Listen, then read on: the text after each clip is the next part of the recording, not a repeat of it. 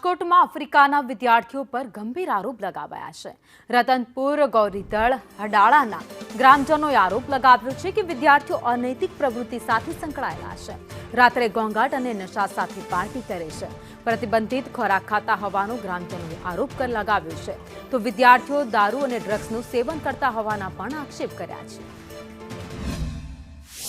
We Africans, we suffer a lot here because of different reasons. We have the cultural reasons also, so it's not the same actually. We respect that and we try to live according to it. We try to respect the culture here by living according to it. But something I want you guys to understand is that we are all not the same. There are definitely different people. There are people who came here for studies and are pursuing their studies. There are people who came here to study and they left school and they are doing their lifestyle, and which may affect we, which are students. There are other people who are not students here. Drugs કરે, બધું પીવે, રાતના ધમાલ કરે અને બધાને હેરાન કરે છે। આજુબાજુમાં અમે રહેતા હોય, બેનું દીકરી હોય તો અમારે બહાર નહીં નીકળવાનું એમ, અને બધા મકાન ઇન્વેસ્ટ કરેલા છે એમાં બધાય ભાડે દીધા છે રે, એનોય વાંધો નહીં। અમે કંઈ સારા માણસોને આપો, તમે છોકરા સ્ટુડન્ટ ભણવા આવ્યા છે તો ભણે એની રીતે, મા બાપનું નામ ખરાબ ન કરે છોકરા એમ। પાર્ટીઓ રાતના કરે છે? હા, રાતના તો અમારે તો બાજુમાં પાર્ટી કરી હતી।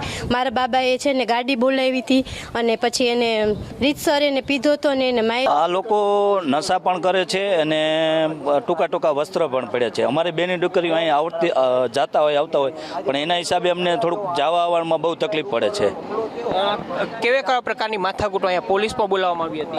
આમાં હાલતા એ લોકો ઝઘડા કરે છે અને એક વ્યક્તિ આ લોકો નોનવેજ એટલું કરે છે, આજુબાજુમાં કંઈ ભૂંદરું કે એવું કંઈ મરી જાય ને તો પોતે લઈને પોતે એ ખાઈ જાય છે। મેં કમિશનર સાહેબ સીપી સાહેબ પાસે પણ અરજી દીધી છે, ગામનો ઠરાવ છે કે આ લોકોને જેમ બને એમ અહીંથી વહેલી તકે નીકાળે।